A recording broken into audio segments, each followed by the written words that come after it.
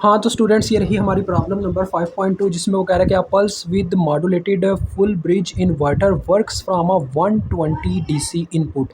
यानी कि यहाँ पे हमारे पास एक फुल ब्रिज इन्वर्टर है जो कि पल्स विद मॉड्यूलेटेड है, ठीक है जी। यानी कि इसके अंदर हमें ड्यूटी साइकिल भी देखने को मिलेगा। तो देखें यहाँ पे इनपुट वोल्टेज हमें वीएस गिवन है कितने जी 120। आगे वो कहता है कि the inverter frequency is 2 kilohertz, यानी कि एफ है हमारे पास 2 किलोहर्ट्ज़। देन वो कहता है इट इज़ ऑपरेटिंग एट, देखिए ड्यूटी साइकिल की बात आ गई है ना। ड्यूटी साइकिल है आपके पास 80%, यानी इसको मैं बगैर फ़ीसद के लिखना चाहूँ, यानी कि परसेंटेज हटाना चाहूँ, 100 से तकसीम करूँगा जो कि आपके सामने 0.8 आ जाएगा। बच्चों आप कैलकुलेटर पे इसको कैलकुलेट कर सकते हैं, ठीक है।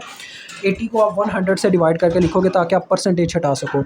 अब वो कहता है सबसे पहले नंबर पर डिटरमाइन कीजिए RMS value of AC output voltage. Output voltage हमने सिंपल इसके निकालने हैं, तो आपको याद होगा यार आउटपुट वोल्टेज के लिए इसका क्या फार्मूला था ड्यूटी साइकिल वाले का।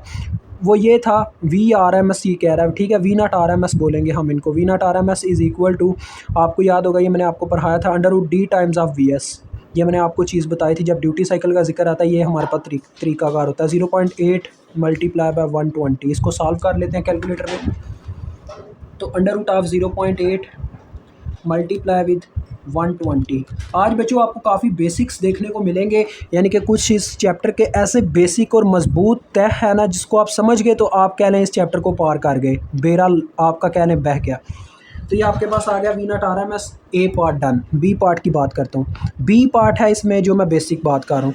वो कह रहा है कि आपने RMS value of fundamental frequency component का इस्तेमाल करना। अब ये फंडामेंटल फ्रीक्वेंसी कंपोनेंट कहाँ से आएगा? ऑफ आउटपुट AC वोल्टेज के लिए, ठीक है। यानी कि आपने AC आउटपुट वोल्टेज तो निकालने हैं, RMS वैल्यू उसकी निकालनी है, लेकिन आपने फंडामेंटल फ्रीक्वेंसी कंपोनेंट का इस्तेमाल करना है। ये बच्चों आपको कॉशी इक्वेशन से मिलता है, ठीक है, कॉशी स्क्वायर वेव की इक्वेशन से। इसको आप टोटली तौर पे एक प्रूफ होता है, लेकिन वो हम प्रूफ तो नहीं करेंगे, हम उसकी इक्वेशन याद रखेंगे, क्योंकि उसके आप चाहे तो एक अलग वीडियो आ जाएगी, लेकिन ये इक्वेशन आप वैसे ही याद कर लें, ज़्यादा बेटर है। VN omega T sigma N की वैल्यू होती है 1 2 3 सो ऑन से लेकर, यानी ऐसे कुछ भी आप पुट कर सकते हो इसमें से, जैसा आपको जिस ऑर्डर की आपको डिग्री चाहिए उस लिहाज से ये पुट होती है, ठीक है। और आगे हमारे पास यहाँ पे होता है बच्चों 4VS डिवाइडेड बाय N पाई।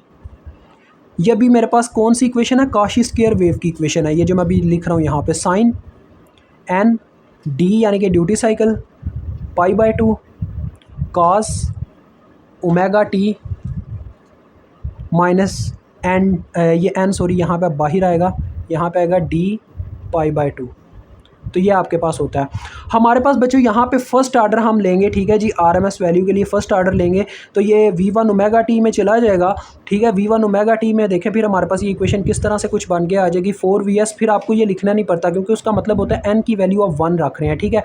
तो 4VS ओवर पाई सिर्फ रह जाएगा, यहाँ पे 1 पुट करने की वजह से ये आ जाएगा साइन DT/2, और ये आ जाएगा cos N की जगह 1 पुट होगा, तो यानी ये सिर्फ रहेगा cos omega t minus D π/2। तो ये आपके पास इक्वेशन बन गई। अब आपने मेन चीज़ मालूम करना है V1 RMS को, ठीक है। जब आप RMS में जाते हैं तो RMS के पार्ट में आप इस चीज़ को ख़त्म कर देते होते हैं, और वोल्टेज आपने वो लेने होते हैं जो आपको यहाँ पे मिलते हैं, यानी कि आपके फुल ब्रिज में आपको कितने आउटपुट में वोल्टेज बच्चों मिलते हैं। जैसे कि हाफ ब्रिज में आपको मिलता है 0.45 टाइम्स ऑफ VS, ठीक है। तो फुल ब्रिज में आपको मैंने बताया था VS का पूरा VS मिल जाता, लेकिन बच्चों जहाँ पे ड्यूटी साइकिल आ जाता है ना, वहाँ पे हमें वही टेक्निक लगानी पड़ती है जो आपने चैप्टर 2 में देखी थी कि 0.9 टाइम्स ऑफ VS हमें मिलता है। तो यहाँ पे आपके आ जाएगा 0.9 VS, साथ में ये साइन का फंक्शन बस आ जाएगा, साइन DT/2। इस तरह से आप इसको फाइंड आउट कर सकते हो, ठीक है। आपकी बुक के अंदर काफ़ी लंबा चौड़ा इसके बारे में बताया गया, लेकिन मैं उससे आपको थोड़ा इजी रखने के लिए ये चीज़ ऐसे करवाता होता हूँ। तो फुल ब्रिज में आपके पास 0.9 VS होते हैं, डैट्स वाई ये पुट हुआ है, ठीक है।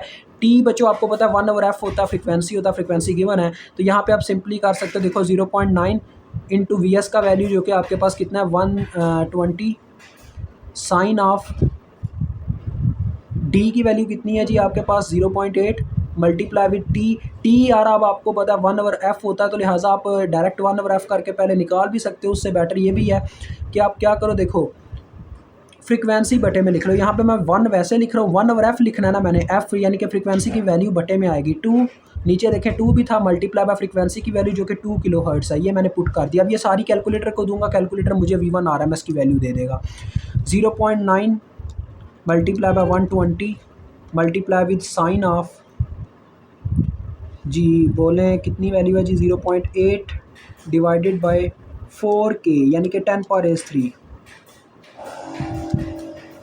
तो ये बच्चों मैंने सारा कैलकुलेटर को वैल्यू दिया और कैलकुलेटर मुझे ये वैल्यू दे रहा है 3.76। अब ये मुझे कुछ यहाँ पे वेरिफिकेशन करने को नज़र आ रहा है क्योंकि ये उस तरह से आंसर नहीं दे पा रहा जिस तरह से मुझे इससे चाहिए। सॉरी बच्चों, मुझे समझ आ गया मैं क्या गलती कर रहा हूँ। देखें यहाँ पे डी पाई है तो मैं डी टी लिख गया हूँ, ये मुझसे गलती हुई है। ये यहाँ पे डी पाई है, माजरत, ये पाई है यहाँ पे देखें मैंने डी पाई था तो डैट्स वाई यहाँ पे एक मिस्टेक हो रही थी मुझसे जिसकी वजह से ये थोड़ा सा इशू कर रहा था। यहाँ पे आता है पाई असल में, बस ये फ़र्क है। ठीक है, तो ये कैलकुलेटर पे अभी सही करता हूँ, अभी आंसर आ जाता है। ये बच्चों देखें मेरा तरीकाकार ठीक था, मैंने फार्मूला सही बताया, बस मेन ये है कि यहाँ पे पुटिंग के दौरान मैं एक चीज़ मिस कर गया था, तो डैट्स वाई मुझे आंसर गलत मिल रहा था। तो हाँ, तो बच्चों देखें ये आपके सामने आंसर आ रहा है 102.71 और मैंने इसको रेडियन में रखा हुआ है क्योंकि इसमें पाई हमने पुट किया, अदरवाइज़ 180 डिग्री आपको पुट करना पड़ेगा अगर आप डिग्री में हैं अपने कैलकुलेटर में। ठीक है, तो ये आपके पास आ रहे हैं 102.7 वोल्ट। अब V1 RMS भी हो गया, तो यानी ये आपका पार्ट डन होता है। सी पार्ट में जब हम चलते हैं, सी पार्ट में, तो सी पार्ट में वो पहले कहता है कि RMS value of total harmonic component आपने उसको निकाल के देनी है आउटपुट वोल्टेज की। ठीक है, तो इसको बच्चों मेंशन किया जाता है इस तरह से, हार्मोनिक्स वोल्टेज हैं और RMS हैं, तो इनको लिखा जाता है VHRMS यानी कि हार्मोनिक वोल्टेज की RMS वैल्यू। ठीक है, इस तरह से इसको मेंशन आउट किया जाता है।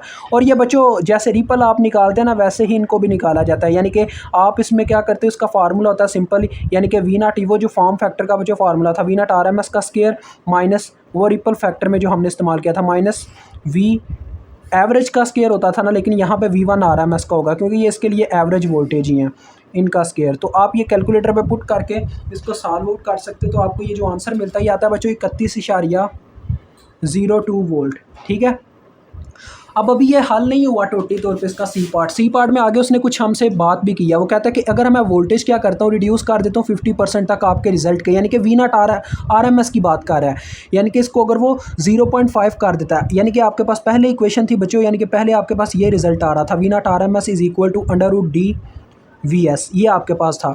वो कहता है अगर मैं आउटपुट वोल्टेज 50% तक घटाता हूँ, यानी इसका 50% घटाने का मतलब है ये 0.5 रह गए। ठीक है, यानी इसका हाफ रह गया, फार्मूला वही है, ऐसे आ गया कुछ। इसको अब मैं न्यू डी की वैल्यू क्या देता हूँ, उसकी रीज़न बताता हूँ आपको। ये फर्स्ट इक्वेशन होगी, ये सेकंड इक्वेशन। ठीक है, ये मैंने दो इक्वेशंस आपके सामने लिखी हैं। वो कहता है मुझे न्यू ड्यूटी साइकिल बताएं, यानी कि अगर 50% कम करने से क्या फ़र्क पड़ता है ड्यूटी साइकिल पे, तो ये इसीलिए मैंने DN लिखा है। अब देखो मैं दोनों को रिलेट करूँगा, दोनों इक्वेशन को, किसी एक इक्वेशन को दूसरी इक्वेशन पर डिवाइड कर दो। मैं क्या करता हूँ, इक्वेशन 2 को इक्वेशन 1 से डिवाइड करवाता हूँ, तो देखिए मेरे पास क्या आ जाएगा बच्चों, यानी ये जो इक्वेशन 2 है इसके बटे में ये वाली टर्म्स आ जाएंगी, यानी इस साइड पे राइट साइड से, लेफ़्ट साइड से हो जाएगी, ऐसे कुछ आ जाएगा। देखें VS से गया, V0 RMS से गया, और DN की मुझे वैल्यू चाहिए, तो देखो √DN इधर ही रह गया, और ये √D उधर जाके 0.5 से मल्टीप्लाई हो गया। √D की आपको वैल्यू पता ही है, 0.8 वैल्यू है D की। अगर मैं दोनों तरफ बच्चों स्क्वायर ले लूँगा तो मेरे पास DN का वैल्यू आ जाएगा। तो मैं क्या करता हूँ, यहाँ पे 0.5 को ज़रब देता हूँ पहले √2 से, सॉरी √0.8 से, और फिर उसका ले लेता हूँ स्क्वायर। तो ये बच्चों मेरे पास आंसर आता है इसका 0.2। ठीक है, यानी कि ड्यूटी साइकिल भी 0.2 हो गया। तो ये आपका क्वेश्चन यहाँ पे डन होता है। मुझे उम्मीद है मैंने आपको बेसिक लेवल से उठाकर एडवांस लेवल पे पहुँचाया है इस चैप्टर में। अगर ऐसा है तो प्लीज़ हमारे चैनल को सपोर्ट करें, अपने दोस्तों तक इसको पहुँचाएँ, और इसकी वीडियो को लाइक्स लाजमी दिया करें। हमें सपोर्ट मिलता है जब हम किसी वीडियो को लाइक होता हुआ देखते हैं।